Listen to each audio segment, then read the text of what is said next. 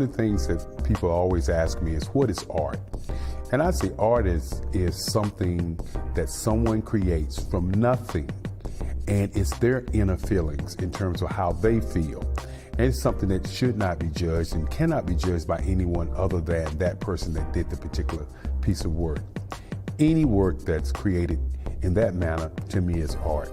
When you ask me about abstract expressionism, I say abstract expressionism is a form of art that merges abstract and expressionist art together. And that's one of the things that I've tried to do in my work in terms of the journey to the actual painting. When you begin to look at my work, one of the things that I want you to recognize and look for is, what do the bold lines do? My favorite colors are black and brown and white. And you'll see in my work that you'll see that black, you'll see that brown, and of course you'll see that white. The white to give the joy of highlighting the piece, and then of course the black to define and give you the boldness and the strength in the piece. When you begin to analyze the colors that I utilize, I always use colors to kind of give you a tone or an emotion about the piece.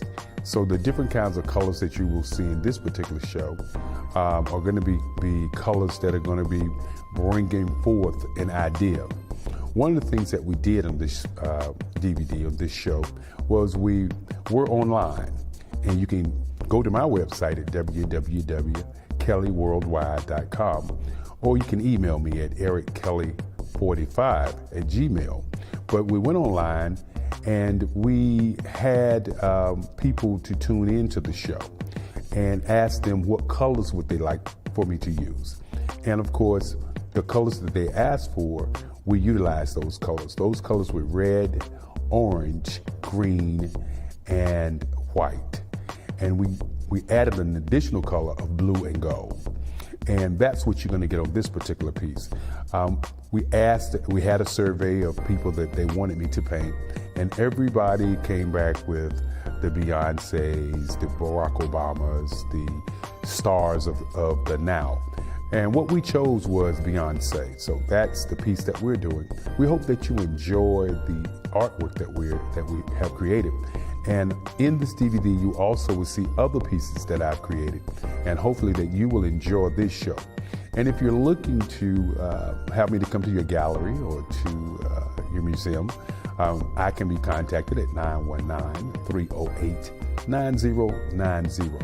And of course, as I always say, love without happiness, there's no peace of mind. My name is Eric Kelly III. I hope you enjoy the show, and I look forward to meeting you, and I hope you enjoy my work. When discussing abstract expressionist work, one of the things that I had to do was do some research. And that research led me to abstract expressionists. Figurative drawing is a part of what I do. I use parody and I use satire when I do my pieces. And so what I did was I joined those four pieces together. A lot of times people ask me, how did I discover abstract expressionist artwork? And I say, I didn't discover it. It's something that's been here all the time. I just have taken it and expanded on it to make it an art form that I utilize for my subject matter through my journey. When I was 4 years old, my grandmother gave me a pencil. We were sitting in church. I think she thought I just was going to scribble, but I began to draw the choir. Later on, as I matured, she said that picture that I drew, the first one that I drew, looked like people in the choir. And so with that thought, I kept drawing. Drew through junior high school, created some nice pieces that won some awards, and continued to draw. But drawing and painting was not my focus. My focus was education and history. History was something that I really enjoyed, and I pressed forward to be a history major. I wanted to be a history major in college, as a matter of fact. But when I got to high school, I was going through high school, and three of my teachers saw me one day, and one of those teachers was my art teacher during my senior year, Mrs. Dowd. And Mrs. Dowd said that I need to talk to you. And I didn't know what she was talking about, and she took me into the teacher's lounge. And in those days, going into the teacher's lounge was major. And so while in the teacher's lounge, Miss Corbett joined her, and Miss Cousin, my history teacher, and my English teacher. And they sat me down and they said, well, you're not going to graduate. Knowing me the kind of guy I was, I wanted to graduate. And they said, well, the only way you're going to graduate is you're going to have to draw more, because Ms. Dowd tells us that you come in class, you have a good time with all the students, and then you draw or do the project better than anybody in the class the last day when the project is due. And so she's interested in you doing more art. And so I took the challenge that year, my senior year, in 1975, and I drew every night before I went to bed. I drew Macbeth, I drew the Greeks, the Romans, I drew all of the stories that we studied. And for Mrs. Cousins, who was a Black history teacher, I drew about the transatlantic slave trade. I drew about slavery. I drew about the Reconstruction. I drew about Martin Luther King's and the Malcolm X's and all of the great people, the Carter G. Woodsons, the Benjamin Banneker's. And I kept drawing for those three teachers. And at the end of the year, the Durham Lynx came to school and gave me an award. And I was surprised, because I thought that the Durham Lynx was going to give that award to someone else. I had so much work, I had enough work to fill the hallways. And once I looked at my work, I thought about where would I go to school. And because of the Durham Lynx and all of the attention I got letters from a lot of schools. And I researched the schools, and I decided I wanted to go to North Carolina Central University. And the reason to go to North Carolina Central University at that time, they were the #2 school in African American art, which means that most of their teachers had books in the library. You could go and you could read and you could study.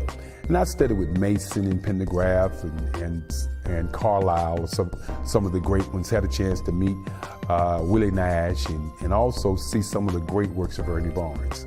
So as I continued to do my work, one of the things that I tried not to do was be a copy of any other artist. And incidentally, I was taken on a field trip at North Carolina Central University after they gave me an art scholarship, of course. And we were at a museum, and I saw a gentleman's work, and his name was Charles White. And for the first time, I saw some work that looked like my work. I was so amazed. And when I saw the work, a bulb clicked in my head to say that no one's art is anybody's personal art. All of it is expression, no matter who's drawing. And from that moment on, I began to draw expressionistic art. And that expressionistic art began to come off of the board of my canvas, because I always wanted the canvas to kind of give you more of a imaginary piece of my art. I didn't want to put everything right into those four borders. I wanted to put things so that you would imagine things. And so the abstract piece of my work was to elongate pieces, to make you say, okay, the eye is too big, the head, the forehead is a little too big, the nose is a little big. And those are the kinds of things that I began to do with my work. And once I got out of college, a lot of the galleries were saying that my work was abstract and expressionist. And so with them saying those kinds of things, it became a word of my work is abstract expressionist. And that's what it's been for the past 50 years. The art scene in Durham, North Carolina is a very interesting scene in Durham. You have the Arts Council, who takes the time out and have local artists to do pieces there. Then you have several galleries downtown Durham, and those galleries are doing pretty well. Newly, we have 21C Museum, which is a museum that's a 24-hour museum that displays works from international artists and artists around the world. And one of the unique things about the 21C Gallery, 21C Museum, is that they put only artists on who are living artists. So that's one of the key things, and I think that's one of the great things, because a lot of your museums have artists who have passed on, or ancestors who have passed on, as opposed to artists who are living now. If you ask me where I would like to have my work, I would like to have my work in several different museums around the country. That's what we're working on as we look at this particular show, as you deal with the art tours that I have been doing in the past 10 years. Well, the art scene has changed immensely. You know, you don't see a lot of, I would say, African-American one-man shows. I think somewhere along the line, people began to believe that African-Americans only did one or two paintings. And if you look at some of the African-Americans who are artists, it's a life goal. It's not a one painting or a two painting. So I think that's one of the differences. When Willie Nash was alive, he was an artist that Durham revered, but we never saw him in the museums as much.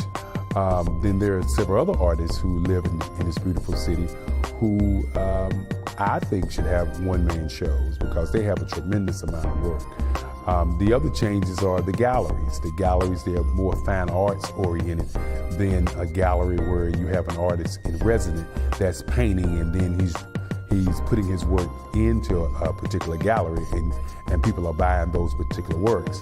And I would think that those are some of the changes in the art scene. If you ask me what I'd like to see, I'd like to see the museums to take a little bit more interest in some of the African-American art in the city of Durham. Not to say that they don't take any interest at all, I just said more.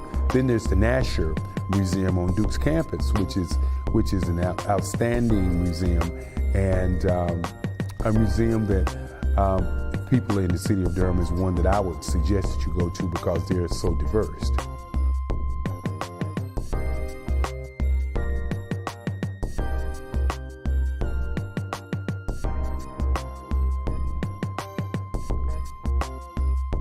One of the things that you, as an artist, you'll get from time to time is people to commission you to do pieces of artwork. And I was commissioned to do North Carolina Mutual Life Insurance Company. It's iconic building here in the city of Durham, North Carolina. And while I was commissioned to do that particular piece of work, I had the idea to do Parish Street along with the North Carolina Mutual Tower, because North Carolina Mutual Life Insurance Company started on Parish Street on the same side where Woolworth's store was. Yes, Woolworth's, the same store that had a sit-in here in Durham, North Carolina, that people don't talk about, but the Woolworths had a sit-in doing segregation. And across the street, North Carolina Mutual moved into the now Mechanics and Farmers Bank building, and that was the last place they were until they moved to Chapel Hill Street and build the 12-story tower there. And so what I did was a piece called Black Wall Street. Durham's great history of black businesses began on Parish Street. Parish Street used to be a mecca for black businesses up and down Parish Street. And so the insurance companies, the banks, the community savings banks, and a lot of lawyers had their businesses on Parish Street. As a matter of fact, my advertising agency was on Parish Street on the second floor there. And so I drew a picture of Parish Street denoting North Carolina Mutual Life Insurance Company, places where they began and subsequently places they went to, and then to the big tower. And if you were to stand on Parish Street today and look straight ahead, and if the 21C building wasn't there, then you would see all three places where North Carolina Mutual Life Insurance Company was. And I want to say that it was probably a very joyous piece that I was drawing. Now, one of the things that I did try not to do was make it an architectural rendering of the building. And that's one of the things that I talk about when I talk about my art. I don't like to be defined into lines. I like to be a little left to lines or a little right to lines. I believe that if we're going to be defined into lines, we might as well take a picture and hang that picture up. So the Black Wall Street piece is a perspective piece that's done in abstract expressionistic format. What I look for is a piece that exudes a feeling, that exudes an emotion. And then I take that piece and I try to stretch that piece from just that emotion into something that's going to say something to the audience. There were thousands, I'm sure thousands of pictures that I could pick from when I picked the Beyonce picture. And I look for a picture that will give us that feeling that this is her on the inside, not her on the outside. And what would that give to a person? How would you feel about this piece when you see it? And again, I wanted to put lights in there. I wanted to put bold lines in there. And I wanted her to kind of dominate you. And that's how I chose that particular piece. But most of the pieces that I choose it the very same way. I look for some eyes that capture me, or I look for a nose that captures me, or I look for what I would call a feeling or an image that gives me a thought. And then I pull from that thought, and then I try to, once I start painting, I try to put that thought into color. And sometimes it's one of those things where I sit back and I look at the work, and I'll stand away from it and I'll look at the work, and I'll see, is it saying what I would like for it to say? And then I ask myself, is it saying what I want my audience to believe? And that's how I pick my work. Sometimes you can overdo a piece. What I do is I paint and I paint and I paint until I feel like I've painted too much. And when I say painted too much, it's that point where I've gotten out of that piece what I want to say. And I can add different lines, or I can take different lines out, but does this particular piece say what I wanted to say? And once it's saying what I wanted to say, then that's when I end. Sometimes people ask me, how long does it take? I don't know. I can't put a time on the end. I can put a time on the beginning. And that's one of the things that I try to do each and every day, is to begin a piece of artwork.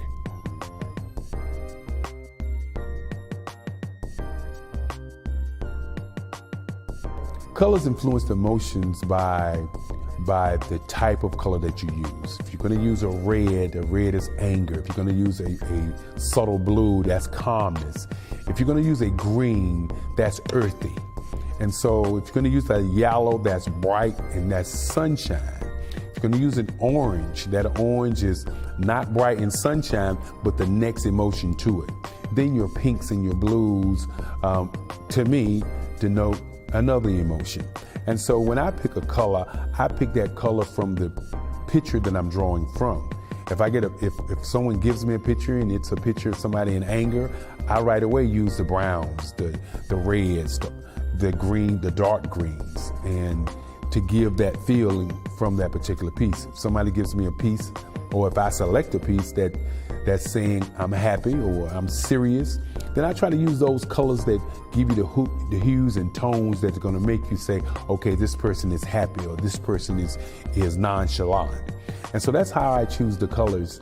And the most important part of what I do is I utilize white for highlights, and I utilize black for the darkness and the boldness and the strength of the piece, and to pull the piece all the way together so that there are some levels or boundaries. But as I said earlier, I like for the boundaries to be non-existent.